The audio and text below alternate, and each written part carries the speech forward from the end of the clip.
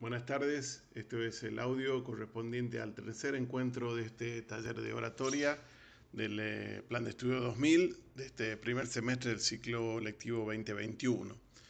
En este encuentro vamos a tratar de hacer un análisis, enfocarnos en el proceso de producción del discurso oral.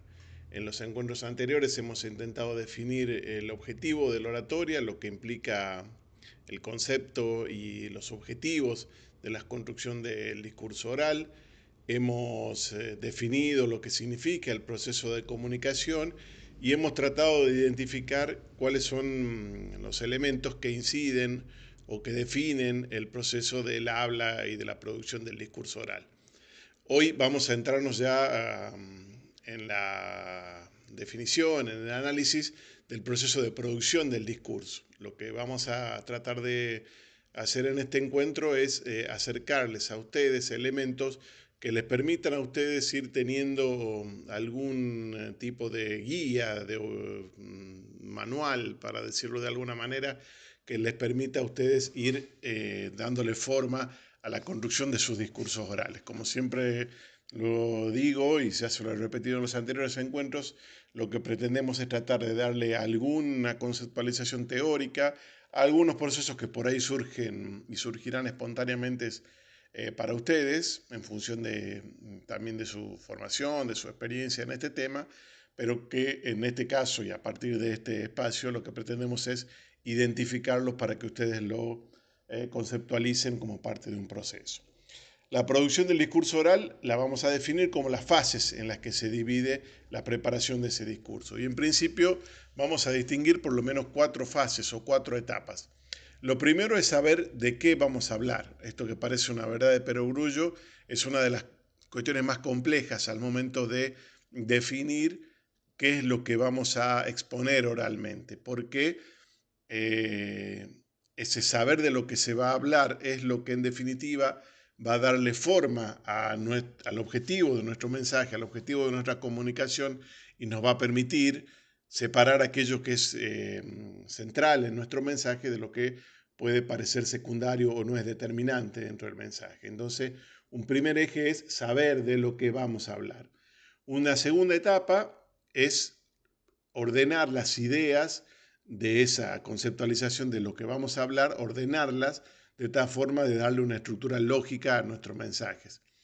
El proceso posterior es darle palabras a esas ideas, poner en palabras esas ideas que responden al objetivo de lo que vamos a hablar y finalmente va a ser la etapa de la puesta de acción en el discurso.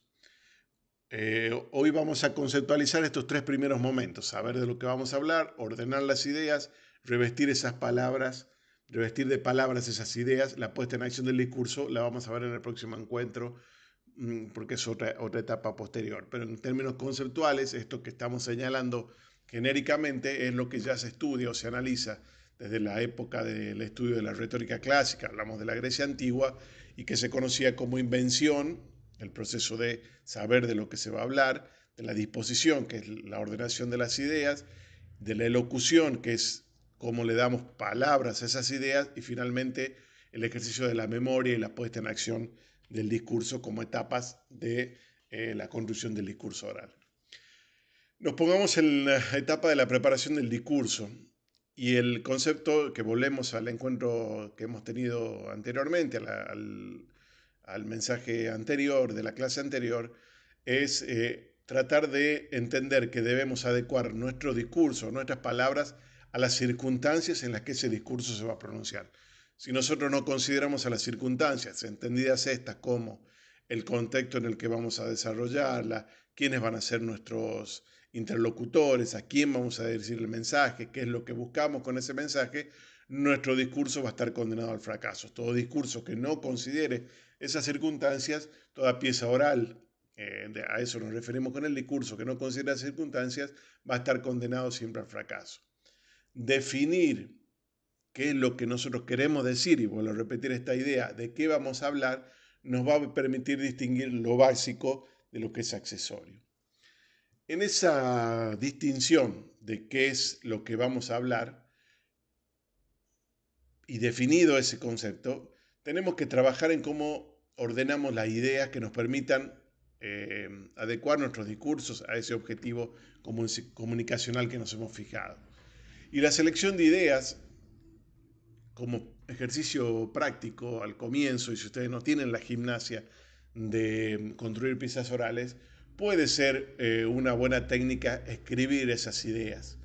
Escribir en el sentido de darle un orden, no significa que estamos escribiendo un guión para ser leído, sino que escribir las ideas y seleccionar cuáles son las que van a ser prioritarias y cuáles van a ser secundarias, nos va a permitir a nosotros hacer una ordenación de nuestro discurso. Obviamente que esa selección va a suponer elegir, porque entre las circunstancias que debemos considerar también va a aparecer el tiempo como elemento de exposición, el tiempo como limitante del tiempo de exposición. Y en esa limitación, la selección de cuál va a ser nuestro mensaje o de cómo vamos a expresarnos va a ser un elemento clave. Entonces, determinar cuáles son ideas centrales y cuáles no, nos va a permitir hacer esa selección de qué cosas vamos a decir y qué no. Elegir en este caso nos va a permitir dar vuelta o construir los argumentos de tal manera de llegar a nuestros objetivos. La selección de esas ideas siempre va a estar subordinada a lo que va a ser nuestra estrategia de comunicación, nuestro objetivo en el proceso de comunicación. Esto es, si nosotros lo que vamos a buscar va a ser confrontar ideas con otro o argumentos con otro discurso, otro mensaje, vamos a tener una selección de determinados elementos y lo que buscamos es persuadir a un tercero en esa puja, nuestros argumentos pueden ser otros, es decir, la selección de las ideas va a estar subordinada a la estrategia de nuestro mensaje de comunicación. Y finalmente, aparece en este proceso de selección de ideas lo que se conoce como acopio de datos. Científicamente, o en el método científico, para ser más preciso, algunos lo llaman conocer el estado de la cuestión. Significa que nosotros, definido el tema, definido de lo que vamos a hablar, el objetivo de nuestro mensaje, vamos a tomar el desafío de tratar de conocer todo lo que esté disponible respecto de esa idea o de ese objetivo de nuestro mensaje. Se entiende esto en el sentido de no solamente acopiar datos para lo que nosotros vamos a decir, sino también para lo que no vamos a decir y también eventualmente para lo que pueden contradecir lo que nosotros vayamos a sostener. No tenemos la obligación, dentro de las posibilidades del tiempo, obviamente, y del desafío de nuestro objetivo de comunicación, de tener la mayor cantidad de datos posibles para evaluar el sentido de nuestro mensaje. Conocer todo lo que se debata o se analice sobre la cuestión, no solamente lo que a nosotros nos interese o lo que sea adecuado a nuestros argumentos. Hemos definido de qué queremos hablar, hemos hecho una selección de nuestras ideas, las hemos ordenado, hemos hecho un análisis de todos los argumentos o los datos que andan dando vueltas sobre esa cuestión y nos desafiemos o nos ponemos en el camino de darle forma a esa idea y a ese objetivo de hablar. Y en esa forma hay distintas estrategias. La primera y la más importante es tratar de darle un encadenamiento de pensamientos, de lógica a nuestra exposición de tal manera que nos permita llegar al objetivo de nuestra comunicación, que puede o no ser una conclusión, pero que en definitiva es lo que nosotros buscamos con nuestro mensaje. Lo importante es tratar de que esos argumentos sean aceptados por nuestros interlocutores, aceptados en el sentido de ser comprendido, de ser entendido en el lenguaje que nosotros vamos a comunicarnos. Esta comunicación, este condicionamiento al momento de la presentación va a estar sujeto a las diferencias culturales, a elementos que dependan o que condicionen el contexto. Volvemos a lo que decíamos hace un rato. El mensaje que no tenga en cuenta la estructura o el sentido del mensaje, del contexto del mensaje, perdón, no va a ser interpretado, no va a ser atendido. Entonces, por eso es importante entender que los argumentos que vamos a construir deben ser aceptados por nuestros interlocutores. Y en ese desafío de construir la argumentación es básico, y volvemos al encuentro anterior, el dominio de la estructura del lenguaje que nos va a permitir a nosotros ir encadenando argumentos de tal forma de ir dándole lógica a esos argumentos, de hacer que esos argumentos sean entendidos por nuestros interlocutores y finalmente de que podamos llegar a una conclusión. En la clase habitualmente yo pongo un ejemplo que está puesto además en las filminas que están disponibles para ustedes en el campus, respecto de cómo una misma frase escrita eh, con las mismas palabras, pero con modificaciones en su signo de puntuación o en el orden de algunas de sus palabras, cambia totalmente de sentido. Yo digo, el asado es caro, pero está bueno, la coma después del caro, o el asado está bueno, pero es caro. Estoy usando las mismas palabras, pero le doy un sentido diferente a la frase que yo quiero poner. Entonces, el orden en el que yo voy a estructurar las palabras, en el que yo voy a construir mis argumentos, va a determinar un sentido u otro de la expresión por más que usemos las mismas palabras. ¿Se entiende? Estoy en un lado diciendo positivo, el asado es caro pero está bueno, es caro pero lo compro igual. En el otro digo es caro, es bueno pero es caro. Digo es bueno, sí está bien, es bueno, pero es caro, entonces le pongo un sentido negativo y pongo un límite a esa expresión. Las mismas palabras alteran el producto y en este caso terminan dándole una forma, una función distinta a los argumentos y le imponen una estructura. En esta construcción de los argumentos vamos a pensar o vamos a tener como uno de los elementos en los cuales nos podemos aferrar o debemos aferrarnos, es el trabajar con la cuestión de los sentimientos. Los sentimientos en el sentido de ser cuestiones o elementos que lo que buscan es despertar sensaciones en el auditorio, en quien nos escucha, en quien busca ese mensaje. Entonces, no son estrictamente cuestiones que se basan en la razón, si bien es cierto que hemos planteado y hemos definido la oratoria jurídica como una oratoria que está basada en la razón y en la construcción de argumentos que pretendan darle justificación a esa razón, en la construcción de nuestros discursos o de nuestros mensajes orales vamos a tratar de incorporar o de trabajar con el elemento del sentimiento en el sentido de ser cuestiones que nos permitan despertar sensaciones más básicas en nuestro auditorio, más atención en el auditorio, que por ahí sean elementos que se escapan en principio a la razón, pero que son más difíciles de contrarrestar, porque lo que yo estoy apelando es a la historia, al efecto, al sentimiento, a traer de alguna manera la idea de lo que aparece en ese mensaje. Yo siempre doy como ejemplo, y seguramente algunos de ustedes la habrá visto, la película Ratatouille, la película dibujos animados. Es una película para chicos, pero es una película muy, a mí me gustó mucho. Y en una parte de esa película, y no la estoy spoileando, el crítico de cocina prueba el plato que hace el protagonista de la película y esa probada, que él era un especialista y analizaba técnicamente cómo se realizaban los platos, los mejores platos de la cocina francesa, lo que hace es retrotraer a ese personaje a la imagen de lo que cocinaba su abuela.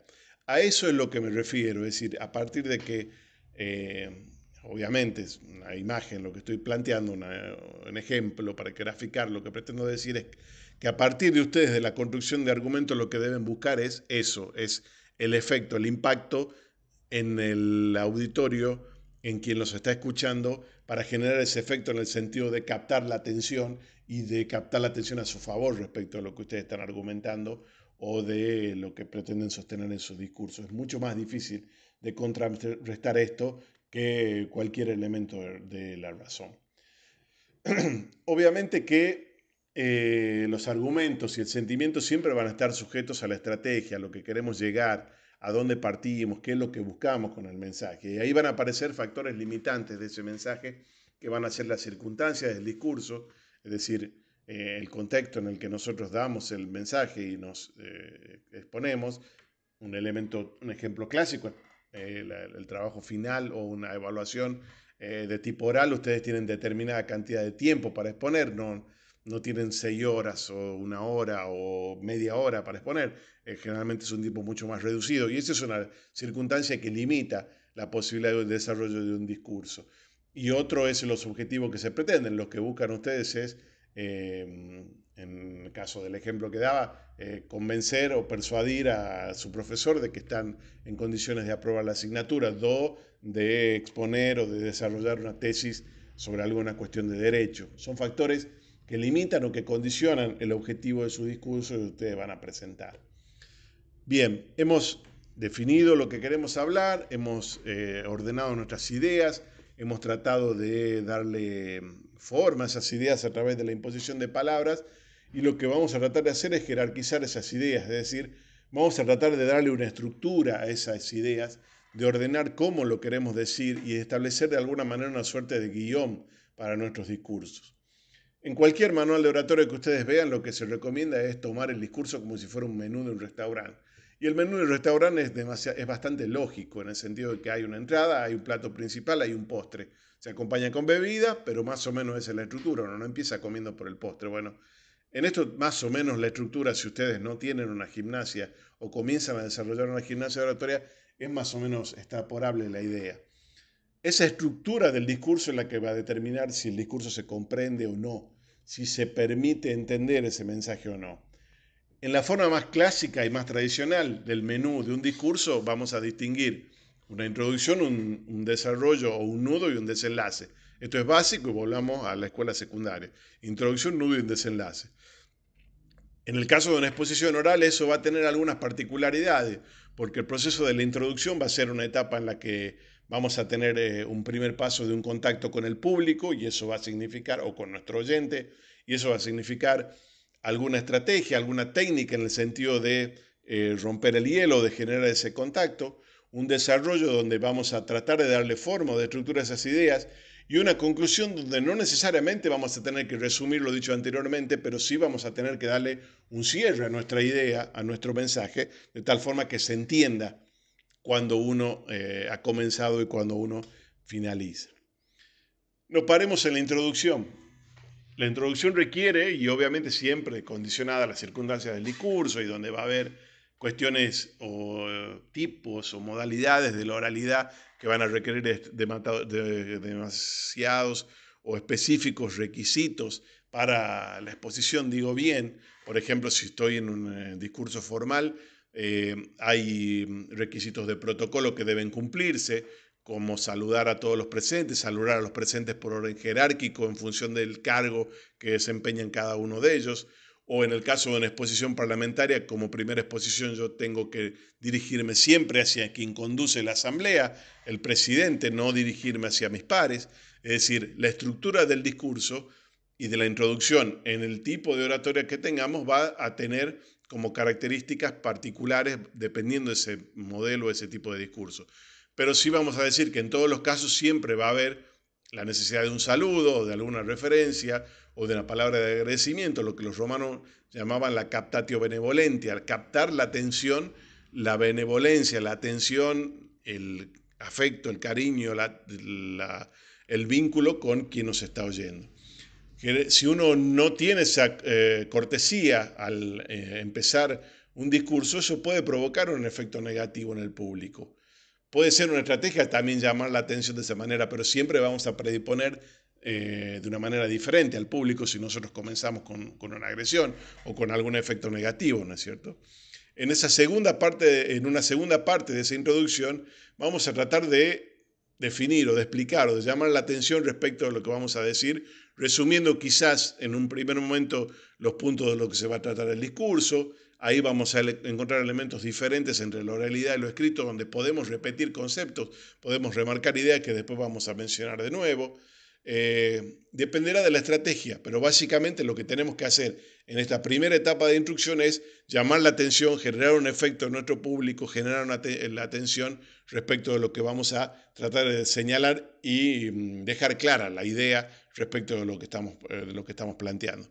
Si tuviéramos en un trabajo o en un análisis de un texto periodístico, diríamos que esto es lo que se conoce como pirámide invertida, es decir, la pirámide invertida que implica yo debo resumir en el periodismo, en la primera línea, en el primer párrafo de nuestro texto, casi toda la idea o los conceptos principales y de ahí ir desarrollando, desgranando la idea hacia abajo, casi como decayendo, ¿no es cierto? Pero el concepto central está arriba, en la cabeza de esa pirámide. Esto es más o menos lo mismo, es tratar de, a partir de la atención de que podemos generar en esa introducción, nos permita ir desarrollando la atención y el efecto que buscamos en nuestro público. En el cuerpo de desarrollo del texto Vamos a tener distintas estrategias. Una puede ser narrar hechos previos, relatar hechos, situaciones previas a ese discurso. La otra es poder argumentar a partir de ideas que pretendemos desarrollar en ese discurso. La otra posibilidad es refutar argumentos contrarios y a partir de esa refutación construir nuestros propios discursos. Todo va a depender del objetivo que tengamos en nuestra comunicación y también de nuestro propio estilo, de qué es lo que nosotros desarrollamos como nuestro perfil de oradores. Y finalmente le vamos a dar un epílogo, le vamos a tratar de dar un cierre. En la estructuración del discurso, en la organización del discurso, podemos distinguir al menos tres formas, tres estructuras. Podemos partir de un concepto para llegar a una conclusión, y eso es lo que se llama estructura inductiva, es decir, una forma lineal. A partir de un problema llegamos a esa conclusión, dado A, B. Podemos plantear otra estructura que se conoce como deductiva, que es al diferente, si B es B por A y se revierte el orden y a partir de la conclusión nosotros desarrollamos los argumentos para justificar el por qué hemos llegado a esa conclusión. La otra es una estructura que se conoce como encuadrada o circular, que es a partir de un argumento y de llegar a una conclusión podemos plantear otro argumento y volver a llegar a otra conclusión y así sucesivamente por un largo periodo. Lo que en definitiva va a definir la estructura de nuestro discurso van a ser las circunstancias, va a ser el objetivo de nuestro mensaje y volvemos al comienzo de saber qué es lo que vamos a hablar y cuál es el objetivo de nuestra pieza de comunicación. Cómo decimos lo que queremos decir va a ser uno de los aspectos específicos de ya la puesta de acción en el discurso. Y no vamos a meternos específicamente en este punto, pero sí vamos a señalar que en esta puesta en escena vamos a considerar algunas cuestiones que seguramente también han visto en la parte práctica y que se desarrollan o ejercitan a partir de cuestiones que tienen que ver con el dominio de técnicas físicas, de técnicas de respiración y también del aprendizaje de nuestras propias características individuales. Una de ellas es la entonación, que es la forma, la estructura del discurso que nos permite a nosotros organizar la información, cómo nosotros damos una función a nuestras expresiones, una función de enunciación, una función de interrogación o de exclamación, por ejemplo, a partir de la incorporación de signos o de exposiciones o de formas de presentación que nos permiten dar una función enfática a nuestro lenguaje, nos permiten darle fuerza a nuestro lenguaje o condicionar nuestro lenguaje, preguntarnos o interrogarnos o afirmar en nuestras expresiones. La intensidad de cómo trabajamos nuestros discursos o nuestro mensaje va a también ser un elemento importante porque nos va a permitir dar significación y nos va a permitir destacar cuál es el foco informativo de lo que nosotros queremos decir. Y finalmente, cerrando esta idea de los elementos prosódicos, que son los que van a dar forma o cómo decimos lo que queremos decir, vamos a señalar la idea de los ritmos y las pausas, porque eso nos permite señalar o interpretar el discurso y marcar determinadas actitudes. Van a darnos en nuestra forma de exposición una relación de poder, como dicen los manuales de oratoria, en el sentido de que quien está hablando, quien conduce la palabra, quien usa la palabra, está ejerciendo una relación de poder con quien oye, o quien escucha, mejor dicho. Y en ese sentido, la posibilitar acelerar nuestro discurso, tener una pausa, incluso el propio silencio, van a ser elementos que son importantes para marcar nuestras referencias. Hoy que estamos acostumbrados o apurados por los tiempos, no tomamos valor de lo que significa el ritmo, la pausa, en el punto de ser elementos que nos permitan en una exposición oral cuestiones que marquen actitudes y que además, desde el punto de vista físico, nos permitan a nosotros también recuperarnos, tomar aire, tomar pausa, cuidar nuestra garganta en el sentido de cómo nos expresamos. Entonces, elemento de la prosodia, de lo que nos sirve para decir lo que queremos decir, a considerar la pausa, el ritmo, el silencio como elementos centrales.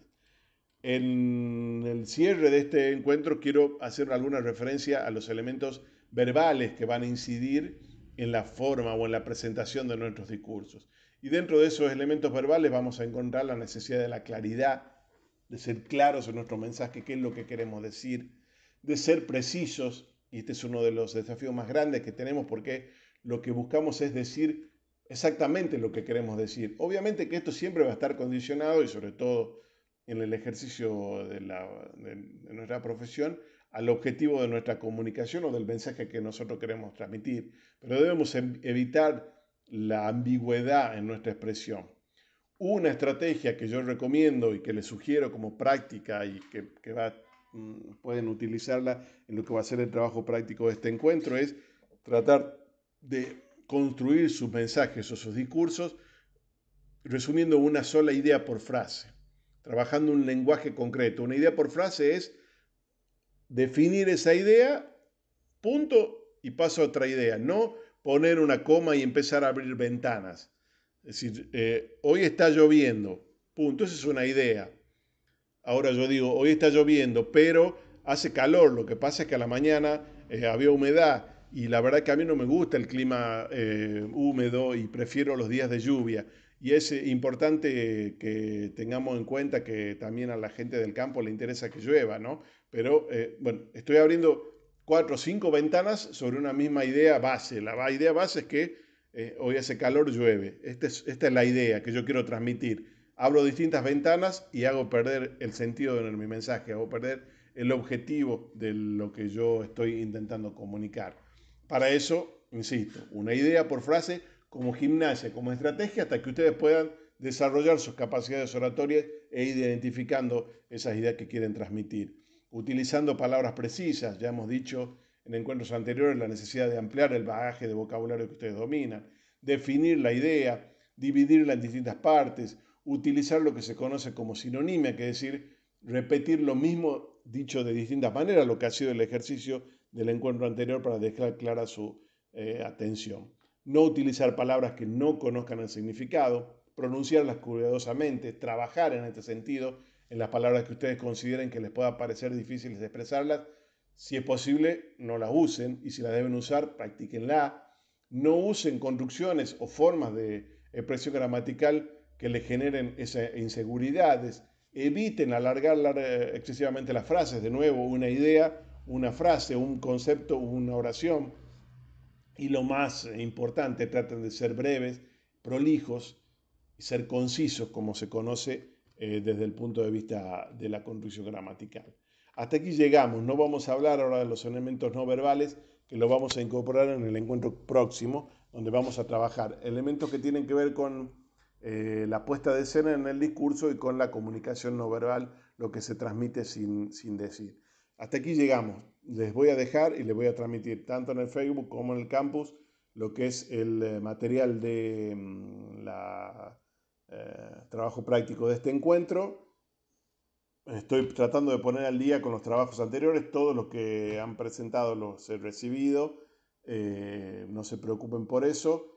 En el transcurso de esta semana, probablemente viernes o sábado, voy a tratar de subir la clase 4, cosa de que estemos la próxima semana ya con el quinto encuentro y definiendo ya lo que va a ser la evaluación de este taller para terminar dentro de las fechas que más o menos nos habíamos comprometido al comienzo del taller. Mil disculpas por los atrasos, las complicaciones, seguramente las tendremos todos, pero me parece que esta es la mejor forma que tenemos de estar comunicado, de poder cumplir con este objetivo académico de terminar este taller en este semestre. Un saludo para todos, nos reencontramos.